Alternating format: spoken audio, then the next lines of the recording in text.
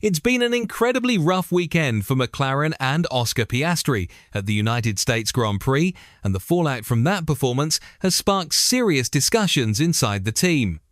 What McLaren has now decided regarding Piastri after Austin has shocked fans, and honestly, even insiders didn't see this coming. Heading into the United States GP, McLaren had a quiet confidence. Their upgrades had worked wonders in previous races, and both Lando, Norris and Piastri were expected to be right in the mix with Red Bull and Ferrari. But instead, things went south fast. From the moment practice began, it was clear something wasn't right. Piastri's car struggled to find grip, his balance was off, and he spent most of the weekend fighting understeer and overheating tyres. Engineers were baffled, especially since Norris's setup didn't seem to be suffering the same way. That immediately raised questions had McLaren split their setups too aggressively. And once the race began, the disaster unfolded. Piastri's pace dropped drastically after just a few laps. He reported that the car felt completely different from how it did earlier in the weekend, and McLaren's telemetry confirmed there was a major imbalance between the two cars. Eventually, they had no choice but to retire him, an early exit that left the team searching for answers. Now, here's where things get interesting. After Austin, McLaren held a closed debrief session that reportedly lasted several hours. According to sources close to the team, senior engineers and Zak Brown himself were present. The main topic? Oscar Piastri's future setups, and how McLaren intends to prevent a repeat of this mess heading into Mexico and Brazil. Apparently, McLaren has now made a major decision. They're taking setup freedom away from Piastri for the next few races. Instead of allowing both drivers to experiment with their preferred balance and configurations, the team will lock both cars into a unified setup philosophy, one that prioritizes consistency over preference. In short, they're going to mirror Norris's baseline settings and force Piastri to adapt his driving style to them. The reasoning behind this move is pretty straightforward.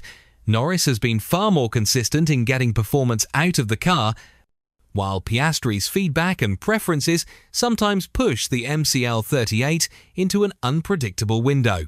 But this decision hasn't gone over well with everyone.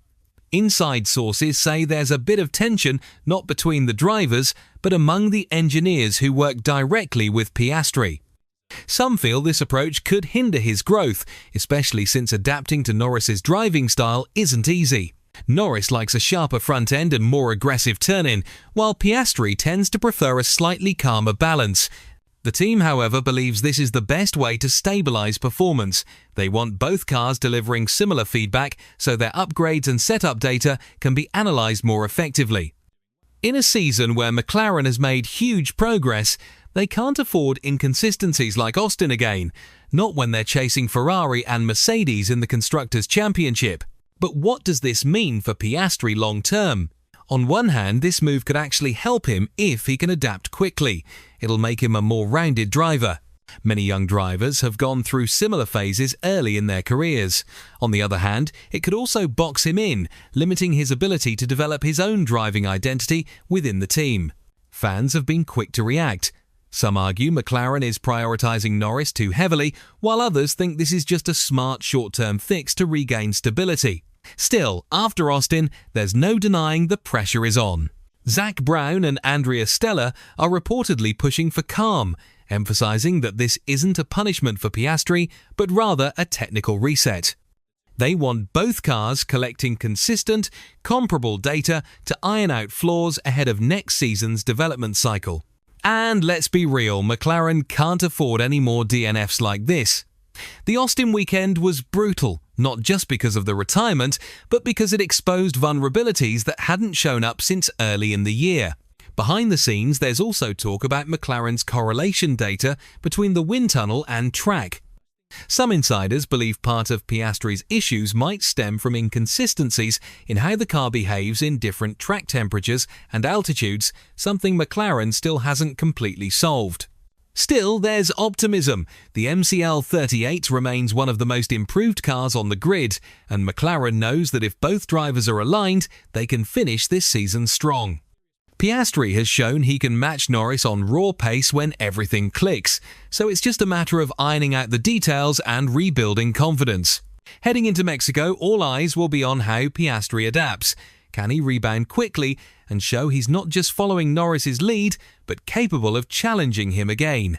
Because make no mistake, McLaren still sees Oscar as a long-term pillar of their future. But in Formula One, momentum is everything, and right now, Piastri needs to prove that Austin was just a one-off setback, not the beginning of a trend. If McLaren's new unified setup plan works, we might see the team return to that top-tier form they had in Singapore and Japan. But if it backfires, it could open a can of worms that destabilizes their internal balance completely.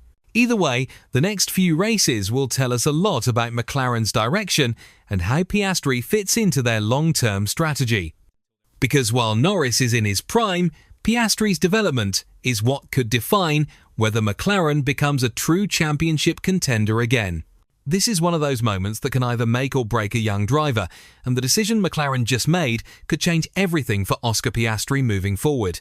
So, what do you guys think? Did McLaren make the right call forcing Piastri to match Norris's setup, or are they risking his confidence for short-term gains?